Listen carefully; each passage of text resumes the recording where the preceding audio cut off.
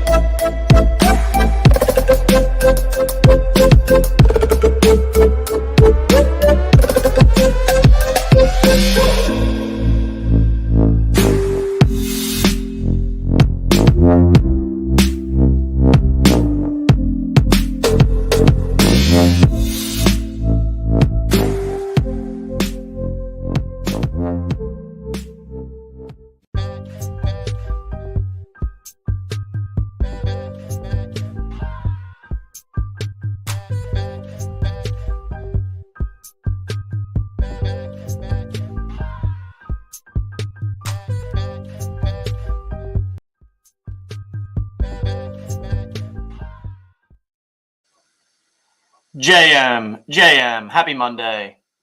Another fun weekend in the books. Really great day yesterday. Nice slate of NFL games. Some good scores put up. Some interesting stuff in the Rumble streets. Sergeant Stogie, JM. Big week here for the Jokers. Happy to be kicking it off with the Rumble review as we do every Monday morning. And got a lot of fun stuff coming at you this week. We'll be back at 5 p.m. Eastern later today, talking some NBA Top Shot. NBA Top Shot Twitter was just all the rage yesterday. Everyone tweeting out, following each other. It was great to see. Got to represent accordingly. 9 Lives Lounge, shout out. Rocking the Cool Cats hoodie. Rocking the Eagles hat. Because that's kind of how I'm feeling right now, you know? Feeling good about the Eagles. Feeling good about Top Shot in the community. Feeling great about the Jolly Jokers, and especially the big announcement coming on Tuesday. Make sure to check out the Discord. Set that reminder. Tuesday evening, tomorrow night, 9 p.m. Eastern time. Going to be doing a Discord town hall, walking through kind of everything that we have going on with the Jolly Jokers, talking about the big picture vision, and making a big announcement that we're really excited about. Not going to say too much more because we're going to leave that for tomorrow. But let's do this. All right. So every Monday we go through and we kind of evaluate the Sunday that was. We look through all of the top scores. We check out the ownership percentages and just kind of reflect on everything that happened this week and try to use this as a way to keep improving our skills when it comes to Rumble. And I think it was actually Stogie that did mention this, but the surprising thing right off the jump at the quarterback position was the breakdown and the gap in ownership between Patrick Mahomes and Jalen Hurts. We actually spent a lot of time talking about this on Friday. So for those that did not see, on Friday, we also do a review or a preview show where we kind of talk through the slate before it starts and also have the Thursday night game information at that point.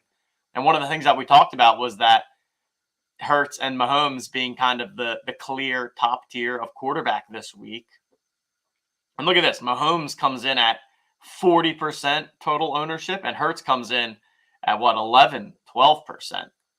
So, that and Hurts outscores them by 15 points.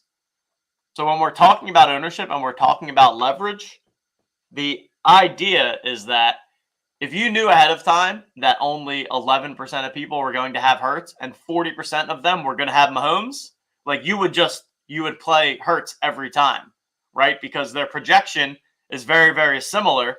And so if Mahomes is the one to put up 35 points and lead the slate, okay, and you play him, but now 40%, almost half of the people also have Mahomes.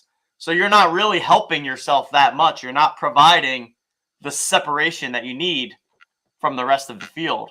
Whereas if you play Jalen Hurts and he puts up the top score on the slate and only 11% of people happen to have him, now you're really getting that separation and you're only competing against 10, 11% of the field to score more points than everyone else in the other parts of your lineup. So that's a concept that we're going to continue to hammer in here, the idea of ownership percentages and leverage and finding the right spots to get a little bit off the board so that you can gain an advantage on the rest of your field or rest of the field. I mean, it's to the point where literally Joe Burrow was more owned than Jalen Hurts.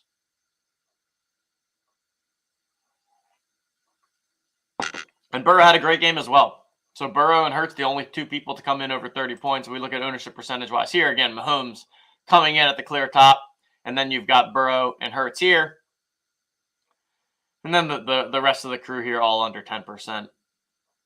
Justin Fields just with another insane run for a touchdown. Really quite an electric player, but they lost the game again. That seems to be kind of the trend there. How many more weeks for the field goal and the extra point for the rest of the season? So through week 18. So we are now, after this week, we will be 3 weeks in. And so there will be 5 weeks remaining. All right. So there we have it at the quarterback position. Let's take a look at the running back position. First sorting by the ownership percentages here. So as kind of expected, Eckler, Chubb, and Josh Jacobs come in as the 3 highest owned, all over 35%. Christian McCaffrey coming in a little bit under the radar at only 23%, and I believe he ended up being the top scorer. Yeah, so there it is. CMC, Christian McCaffrey, coming in at 25% ownership, leading the slate in terms of running back scoring. Tony Pollard is hashtag good at football, coming in at 3%, second highest score on the slate. Josh Jacobs, who's just been an absolute beast, puts up another 20-plus point game. Saquon back in the mix there, scoring just under 20. A couple of really, really off-the-board plays here at sub 1% ownership, putting up 20 points too. Cam Akers came back from the dead. Yeah, running back. I mean, look, running back is a position where a lot of the time you're just going to want to play these top guys. You're going to want to play McCaffrey and Jacobs and Eckler, because they're just going to score the most points a lot of the time. And I think that, continuing that as the strategy, and like my guess is, say if we go to the touchdown here, my guess is that it's even more condensed from an ownership perspective. Yeah. So when you go to the touchdown, Eckler 69% owned, Chubb 46%, Josh Jacobs 45%, and then McCaffrey just 18%. So what you can see, and this is actually a concept that we see in daily fantasy sports on DraftKings and FanDuel as well, is that in a tournament, the smaller the field is, so the fewer people that are competing in that tournament, the more the best plays get kind of squeezed from an ownership standpoint. So the best plays in smaller field stuff tend to be even higher owned, and a larger percentage of the field is playing them, which in turn means that the other plays get squeezed down in ownership. And then, so a lot of the time, it actually becomes advantageous in small field stuff to take that leverage even more seriously, right? So imagine, instead of playing Austin Eckler, you play Christian McCaffrey at 1/3, more than 1/3 of the ownership, like almost 25% of the ownership, and you double them up in points. Pretty big advantage to get there. Really an important concept for these tournaments. Really good to understand. Nick Chubb just absolutely flopped, which we see from Chubb sometimes. Chubb to me is usually a better play when he's kind of off the radar and not a lot of people are going to play him. Chubb at 43%, or well, not really at 47%, almost 50%, can be a little dicey, and mostly that's because Chubb doesn't catch a lot of passes. And in a full PPR scoring like Rumble, you want your running backs to be catching 4 to 5, 6 balls, and Chubb doesn't really do that. Chubb gets his points from long touchdowns, ground game, ground and pound. And yeah, Carl says sometimes you got to eat the chalk, though. For sure.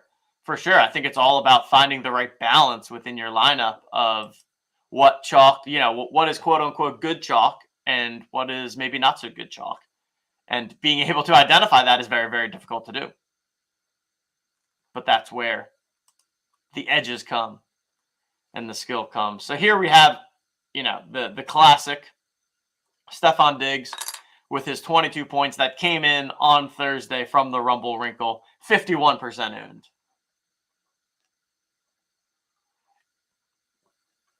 51% owned with 22 points. And yeah, I mean, I get it. It's a nice floor safety thing to lock in there. One less decision that you have to make. So I think it's fine. It's fine. It's fine. Then you have Jefferson, Adams, Tyreek Hill, Amon-Ra St. Brown, Jamar Chase, all the kind of usual characters here. Devontae Adams, just absolute beast of a game here. 4.6% of people playing him as a hero. Really sharp move there. A.J. Brown coming in. So let's filter by points here. So you had the top three being Adams, Amon-Ra St. Brown, and A.J. Brown. So A.J. Brown came in at just 11% and put up the third highest score on the slate. I think that's a clear one where if you're playing Jalen Hurts as the top projected quarterback, it's a pretty sharp play to pair him with A.J. Brown at lower ownership for the exact scenario that happened. And this is the concept in fantasy sports that we call stacking, which basically just means you take whatever quarterback you play, you pair him with one of his wide receivers or his tight end, or if they have a pass-catching running back, pairing them with the pass-catching running back. The reason that you do that is because their performances are correlated, right? So typically, if Jalen Hurts is going to have a big game, at least one of his wide receivers or skill position players are also going to have a big game. And when Jalen Hurts throws a touchdown to A.J. Brown and you play both of them, you get double the points and only had to get one thing correct. Whereas if you have a quarterback and a wide receiver on different teams, in order for both of them to get fantasy points for a touchdown, you need two different touchdowns to happen. You need this quarterback to score a touchdown, and then independently, you need this wide receiver to score a touchdown. When you play the two people on the same team, you only need one touchdown to happen, and you can get points twice for it.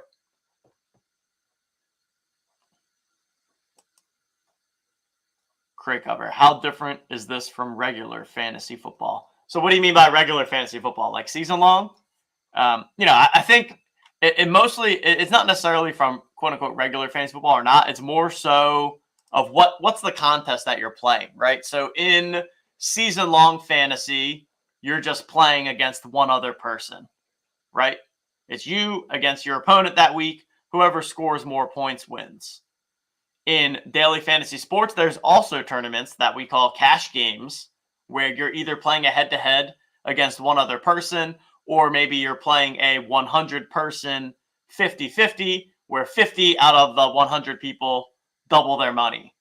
And so in that case, all you're trying to do is score the most points, right? You're just trying to field the team that you think will score more points than your direct opponent or than 50% of the field that you're playing against. However, once you get into these tournaments that have large number of people in them and they pay out top heavy, so you really want to get first place or top 3 places, that is where it's now not just about how many points you score, but it's how many points can you score relative to how many points everyone else is scoring. And this is where the idea of game theory comes into play. Because and when it comes to game theory too, Survivor football is also a pretty unique way to understand that. So for anyone that's played Survivor, it's where each week you pick one team that you think is going to win, and then if they win, you advance. If your team loses, then you're out. So here's an example, right? Say you're in a 100-person NFL Survivor pool, and there's one team, and the Eagles have an amazing matchup that week, and they're 17-point favorites. And the Eagles are clearly the best pick in terms of the team that is most likely to win that week, right? So you look at Survivor and you're like, oh, okay, the Eagles are the easy pick. I'm going to pick them because it gives me the best chance of moving on to the next week. That's kind of the first level of thinking. But what if you knew that in this 100-person league, that the 99 other people, what if you knew that all 99 of them were picking the Eagles? Every single one of them, because it's the best pick. If you knew that, you would not pick the Eagles, right? Because if you pick the Eagles and they win, so what? You just move on to the next week and you still are competing against 99 other people. If you pick a different game, say you pick the second best pick of the week, say the Buffalo Bills are 10-point favorites, so you pick the Buffalo Bills instead of the Eagles. Now, on that off small percentage chance that the Eagles lose, guess what? 99 people, every other person gets eliminated from the pool, and you could be the last one standing. And if the Bills win, you win the whole thing, right? So it's kind of this concept of understanding what everyone else is going to be doing and trying to set yourself up so that you have a different point of leverage than the other people in the same competition. It's definitely a bit of a complicated mind pretzel to wrap your head around. But Rumble is actually really a very good game to practice this skill, because everyone has the opportunity to play anyone. And so you can generally have a good idea of knowing who the highest owned people are going to be on a given week. And you can practice the idea of leverage.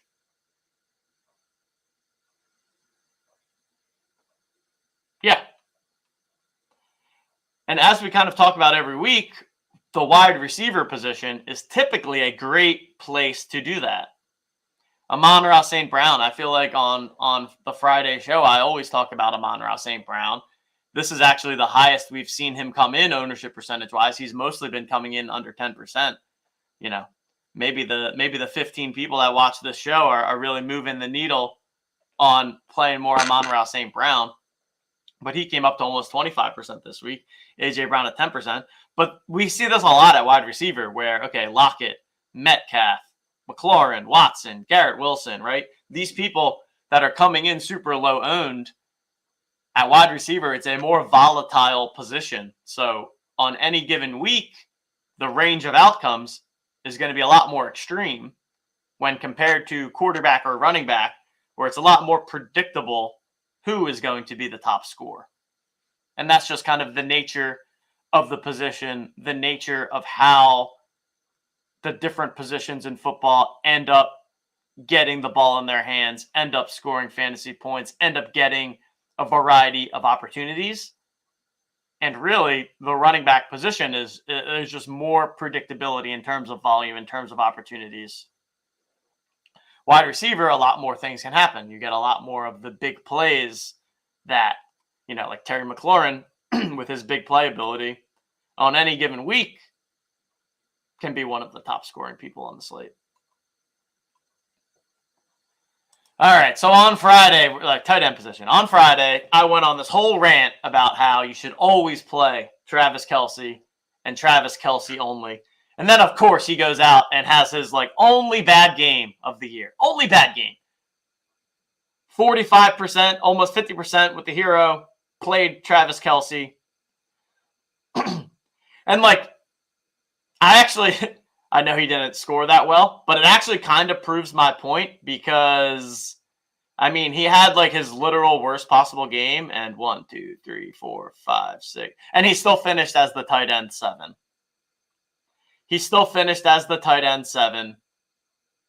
So, even the floor outcome is not so bad. And okay, if you wanted to not play Travis Kelce because you wanted to try and score more points than him, it's just, you're really throwing darts at the wall to try and guess that Greg Dulcich is going to be the top scoring tight end, or Noah Fant, or Evan Ingram, or Cole Kmet. Really, really random. And it shows in the ownership. Less than 1% of people played each of these guys because it's just not that likely that they're going to end up at the top. So that's a rough game for Travis Kelce, but it doesn't change my personal opinion and philosophy that Travis Kelce is a lock button in Rumble on a weekly basis. So there we have the position by position breakdown. Remember, you can always check this out at the live scoring page on Rumble. You can check it out during the games as they're going to see who is scoring the most points. Let's check out the leaderboards. And we had a lot change late yesterday. We had some big scores in the 4 p.m. games with Christian McCaffrey and Devontae Adams and Burrow and Josh Jacobs. And then we had the Dallas defense. Just, my goodness, Matt Ryan just looked absolutely terrible. He was doing everything he could to give away that game last night. It was ugly. So shout out to Vike Twins. And look at that, Dallas defense coming in only almost 50% owned. That's sharp by all of you. And here we have a nice lineup here. And look, Carl talked about eating the chalk. Pretty chalky lineup overall here. Burrow at 12%, or with this at almost 15%. McCaffrey at 25%. Jacobs at 40%. Adams at 30%. Amon-Ra almost 25%. Mark Andrews at 20%. Tyreek Hill at 23%. And then Dallas defense at almost 50%. So nothing too crazy here. But managed to dodge the landmines. And put together a pretty awesome team here. And really nice call with Christian McCaffrey as the hero. Definitely a shame for the 49ers with Jimmy Garoppolo going down. Always hate to see, things like that get lost to injury. So that definitely makes the NFC a little bit less interesting. 49ers were looking really, really strong. They're loaded with weapons. The addition of Christian McCaffrey, they've already got Deebo Samuel and George Kittle and Brandon Ayuk. So really a great team over there in San Francisco, but going to be tough without Jimmy.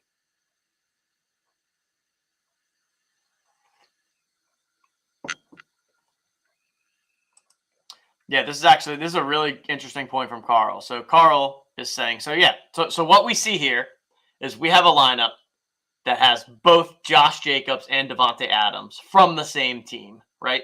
From the Las Vegas Raiders, but did not stack them with their quarterback in Derek Carr.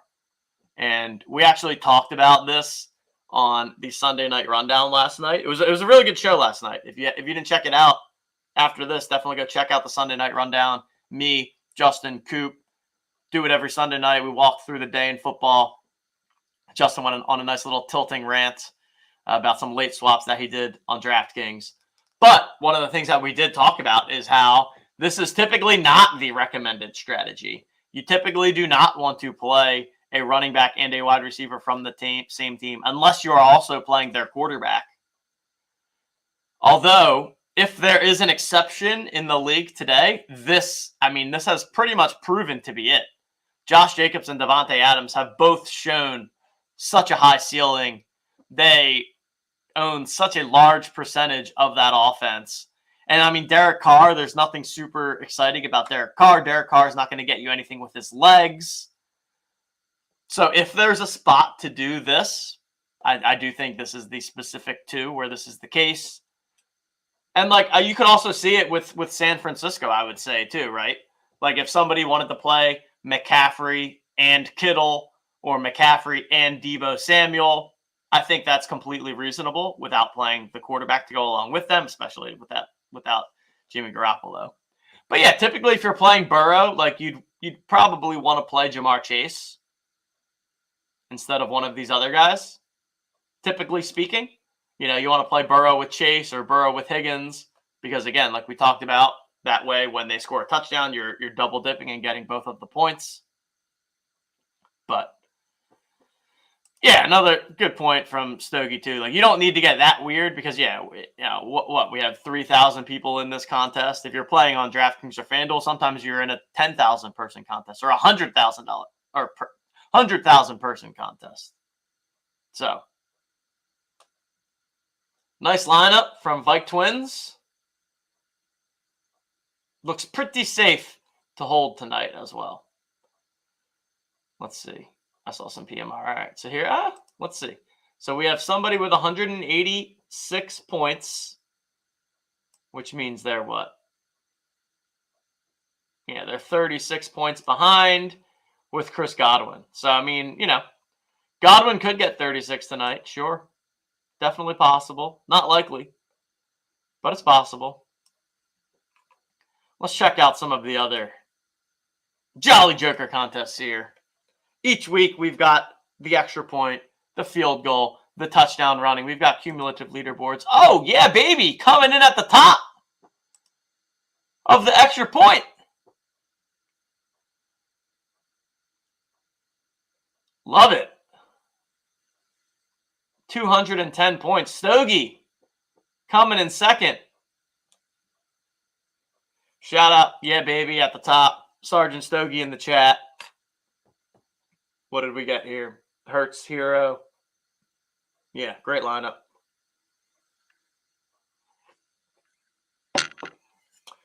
Great lineup. And there we go. So Stogie did do the Hertz AJ Brown. So, right, this is basically the exact example of what you just said right here.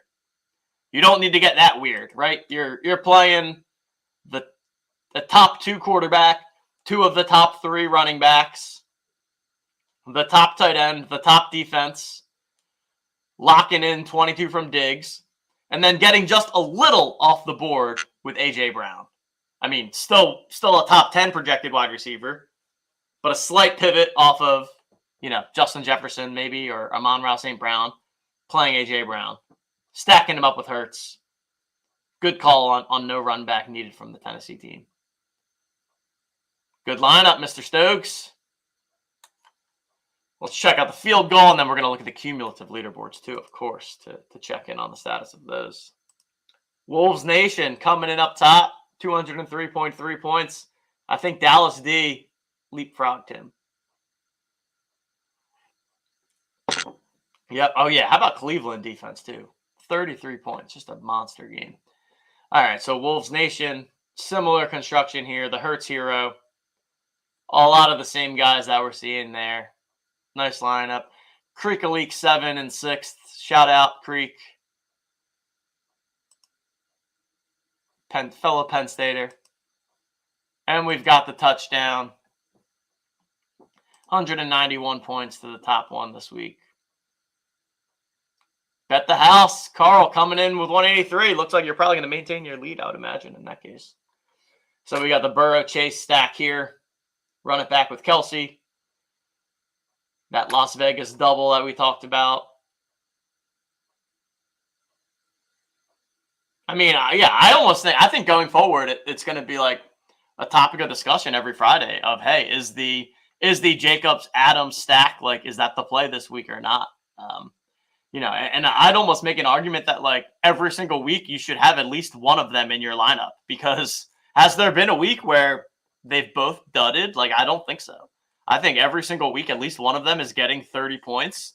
And so you could make the argument that if you don't play any of them, then you actually don't have the chance of hitting the optimal lineup, because we're almost, and I could probably back check this, but I feel like one of them is in the optimal lineup almost every single week. And you want to give your chance of scoring the best team.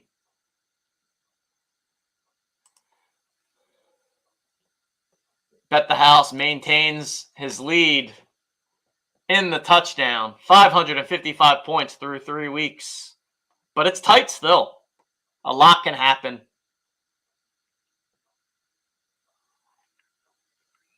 But some really strong consistency here. After a bit of a tough first week, too. 157. Not the best score, but, back-to-back smash weeks. So bet the house leading in the touchdown. In the field goal, we've got Tinsel Tom in the lead. Week 11 might have just been lower scoring overall. All right. Number 2 in the field goal. Leonard, let's go. LLC 45. Oh, love that Jolly Joker, too. We gotta replace this little purple L with the Jolly Joker, my friend. Let's get that YouTube PFP going. Definitely got to be rocking Joker PFPs here. If you didn't see, we came in. So Dapper now enabled the ability to select an NFT, a Dapper NFT, as your profile picture. And the Jolly Jokers came in as the number 1 in terms of percentage of collection. So 17% of Jolly Joker holders have already made it their Dapper profile picture. We want to get that up. We want to get that 25% plus. And, there might even be some benefits to doing that. Just saying. But it's a big week for the Jokers. And there might be some beneficial things if you have your Jolly Joker profile picture as your Dapper Labs PFP, as your Twitter profile, as your Discord profile, as your YouTube profile. We want Jokers everywhere. Just saying.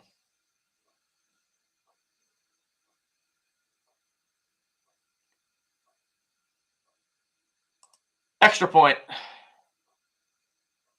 Wow, Bet the House is winning the extra point too. The man cannot be stopped. Hot start through 3 weeks. Very cool to see. And there we have it. Remember, simply head on over to the Rumble website. JJ Cumulative drop down up top. You can see each of the cumulative leaderboards. We are just about 3 weeks down with 5 weeks to go. It's just going to keep getting more and more interesting. All righty. Okay. I really want to make this Rumble. I want to make this Rumble roast a thing. I do, but I don't. It's not working yet. I need more submissions. But here we go. We got one. So I put out this tweet where, if you got a bad lineup, send it so that we can roast it as we drink our roast coffee. But here we go. Let's see what we got.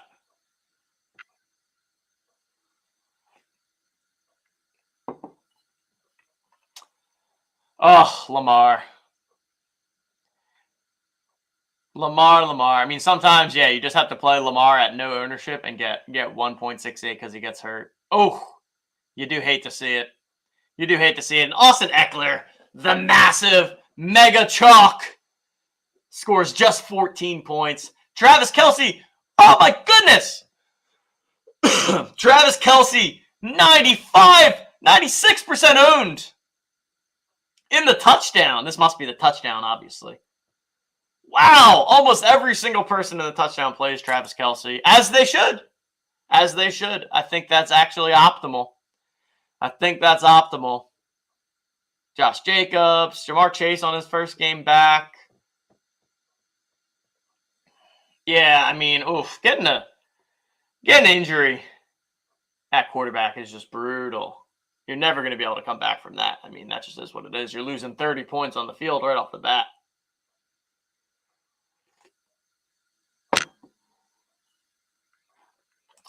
All right, Change Dapper. Shout out, Leonard. I think if you should just be able to update your YouTube in the top right. So top right of your YouTube profile, go to manage your Google account. So you have to do it from your Google account, which, means that when you go on, if you ever do any Google Hangout meetings or send emails, your JJ will also be repping there. Yeah, all your normie friends will love seeing that JJ as your picture.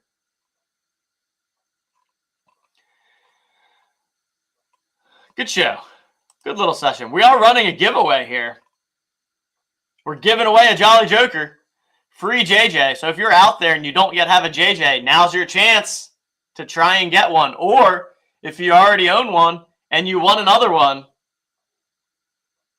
I mean, only 39 people in this giveaway so far. So pretty good opportunity. I would say pretty good opportunity to get another shot at a JJ here. Twitter Spaces, 5 p.m. So head on over to the OTM Twitter, like and retweet this. Reply with something you love about Top Shot. We're going to be going through all of that at 5 o'clock today, just because there were some good vibes on the Twitter machine yesterday. People talking about Top Shot, people feeling good. We'll read through some replies. We'll spin the wheel during the Spaces, and we'll definitely be keeping our eye out for people that join the Twitter Spaces with a Jolly Joker as their profile picture.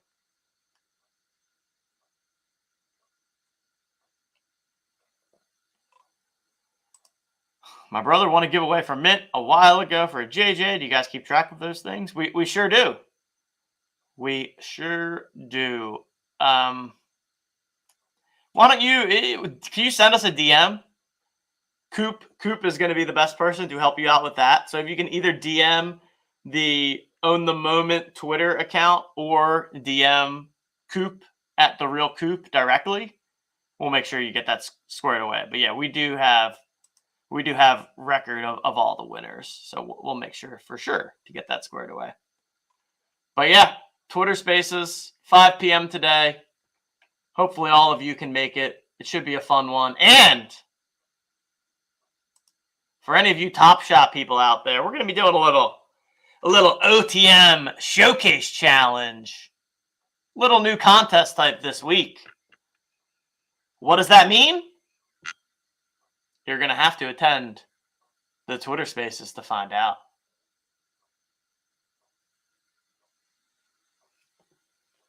That's all we've got for today. Trying to think if there's anything else. Other than that, I mean, make sure you're in the Jolly Joker Discord. If you're not, check out the notes below in the show. We've got a link to the Discord. Join the Discord and make sure you set a reminder for tomorrow night, 9 p.m. Eastern Time. Jolly Joker Town Hall. Big announcement coming. Gonna be a fun week and really a fun rest of the year and a fun 2023. We're getting through this, There's been some tough times, but we're getting through this. We're having fun as we do it. We're running all kinds of different contests. The future is bright. We've got some more cool stuff coming. We got some partner stuff coming. Even beyond the big partnership, we got some other smaller things in the works that will be coming out here. A lot of stuff going on, you know? So, all right, everyone. Thanks for joining me this morning. Have a good day, and talk to everyone at 5 o'clock.